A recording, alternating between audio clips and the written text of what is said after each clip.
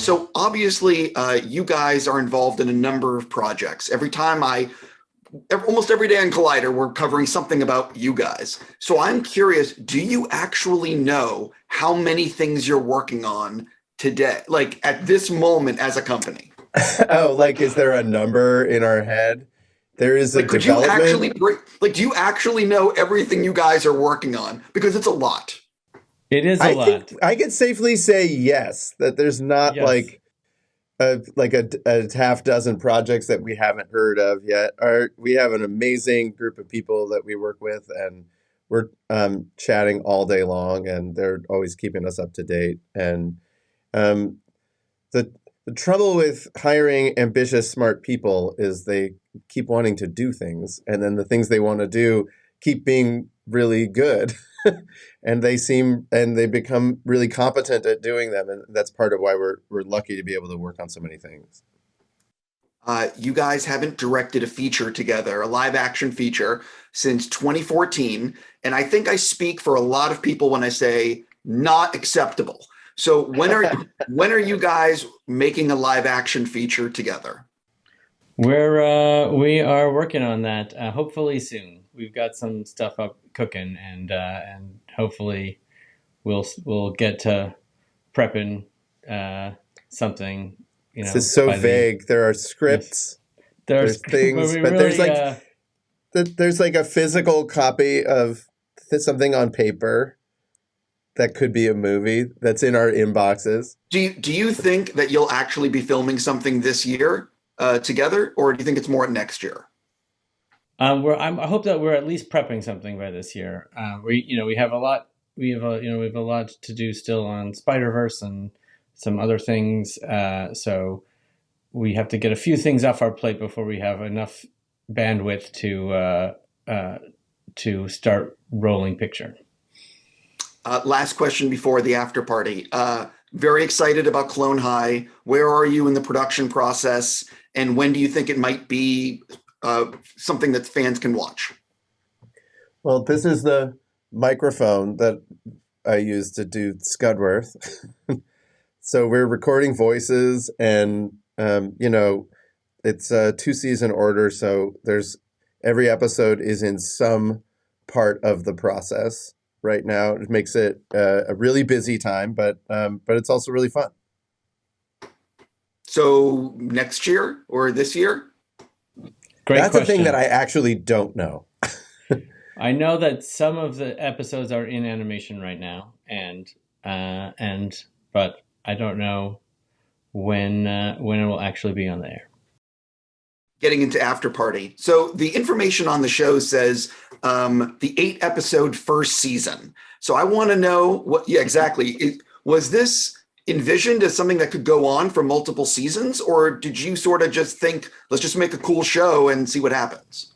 Well, I mean, obviously it was written originally as a feature film, and then expanded into a series because it seemed like you could really dig in deeper to each of the characters and give them their own episode. Whereas as a movie, they only had a few minutes, each, so it wasn't as you couldn't really get into the complexity of the characters. So it was originally conceived as one complete unit, but obviously we had a lot of fun making this, and right now we just are caring about people being excited about this, but there are plenty of other styles of storytelling left to explore, and we're big fans of the genre, so anything's possible. At what point during the making of this show did the continuity person say, "You are paying me more money"? She would say that. We did warn them that it was going to be a real pain in the butt, because every episode has not only different lighting and camera work and music, but each costumes are different in episode to episode, slightly different, and so everyone had to keep really good track of everything on this production. It was a real head exploder. For real though, how did you figure out which episodes which character's story would go in what episode? Like, how did you decide Jasper would be episode 3? Oh, it was figured out as like a puzzle to begin with. Like when I had the idea a little over a decade ago, it was sort of, how am I going to tell a story where each person's story advances the narrative? Because part of the issue of seeing the same scene multiple times is each time you see that scene, you have to learn something new. There has to be a deeper understanding of the relationship, and there has to be some sort of surprise, because otherwise it'd be really boring just to see the same scene multiple times. So it was sort of figured out that it had to go in a certain order so that you could reveal the narrative, and it was figured out almost like a math problem, which was why it named the characters with names that started with A, B, C, D, W, X, Y, Z.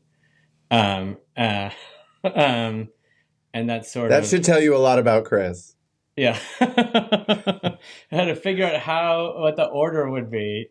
And so all became necessary. And once you start working with these, especially in a murder mystery, like the puzzle pieces can really only fit together one way. When you're like, oh, maybe we should move the Chelsea episode earlier, but it doesn't work because everything necessarily begets everything else.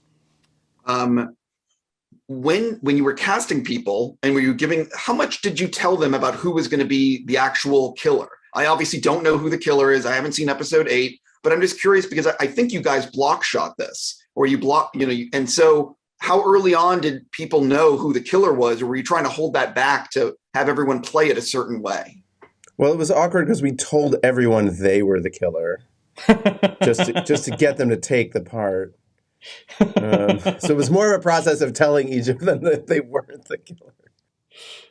That is not actually true, but we we did. Everybody, once they signed on, got all of the scripts together like one giant movie, because writing this thing had to be a thing that was like making one 4-hour movie. So everybody, once after they came on board, found out whether they were the killer or not. And it was important because the actors had to understand what really happened, and so that they could play in the early scenes with an understanding of everything. So they're all amazing filmmakers and showrunners and creators in their own right. And so that was part of the reason why we cast them, was because they could hold all of this information in their heads and figure out ways to play characters in slightly different shadings. 8 different shadings of the same character is a really hard thing to ask an actor to do. And so it was important for them to have an understanding of the whole. Sam and Ben are so good together. And I'm just curious, you can cast people and you can hope for the best, but when did you realize, oh shit, these two are fantastic? I mean, it's really early on. You just kind of go like, oh, this is going to work. But they're also, it's not surprising because they're both so well trained. They're both have lots of time on improv stages, sometimes together. And you just kind of, they just have great chops. So it's not a shock. Yeah, I mean, what was a real special thing about this show was that everybody fell in love with everyone right away. Everyone admired everyone, and no one was a jerk. So everyone was happy to come to work, partially because it was shooting in the middle of a pandemic and everyone was excited to get out of their houses and just see another human being. So it was a low bar, but everyone was just so happy to be there that you could just feel this natural chemistry and joy on set that I think really came through on the show. And you can really feel that these characters like know and like to hang out with each other. Phil, you co-wrote episode 6, which is the animated episode. Was that the reason why you wanted to co-write that one, because of the animation? It really was just, my role on this is whatever Chris needs. And that was what I got. That's what Chris was like, can you tackle this? I wrote it with our now former assistant, Rachel, who's now has a full-on writing career. So part of that was just like a pleasure of, getting to write with somebody that we think is really talented. And I don't know. You have to ask And Chris also, why I I was mean, cast. to me, it was I know the most about writing Zoe. animation is really tricky because it's such a visual medium, and so I knew that Phil would know how to nail it the best because there's a lot of tropes that you want to avoid, but it's an opportunity for that episode is to really see a window into Zoe's internal struggle and visualize it in a way, and I knew that Phil would know how to handle that in a way that was clever and not hacky. Yeah, I love. Listen, I think people are going to be so excited that each episode is a different genre and how each episode is shot a different way. It's a very ambitious series to pull off, and you guys did such a great job with it. Not trying to put myself into this, but the Jasper songs are so good. Who wrote those things, and because they're so good. Oh yeah, thanks. It was.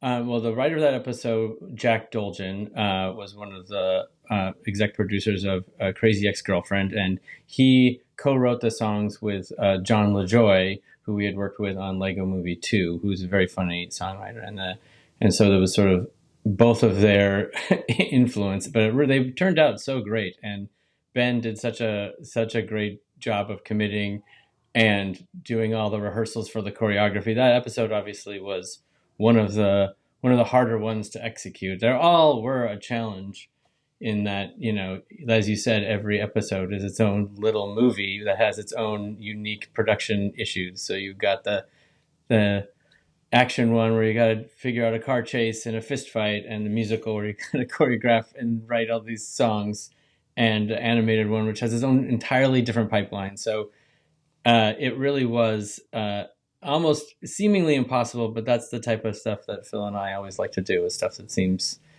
hard to do and has never been done before. Yeah, you guys, again, so good. So recently, Zendaya and Tom Holland and Jacob talked about wanting to be part of SpiderVerse. And Chris, you responded on Twitter by saying, "Call me," or something along those lines. So I really need to know, has phone calls been made? Because Jesus, I want this. I don't know. No one's called me. I just got a call right now, but I put it straight forward to voicemail. So from Zendaya, it's possibly Zendaya. She's always. It could be Tom Holland, or it could be like a local political campaign asking for money from like. No, Montana. it is. I can't tell. It's this gentleman. Potential. His name is Potential Spam. I believe his name is. Yes, yes, I love that guy.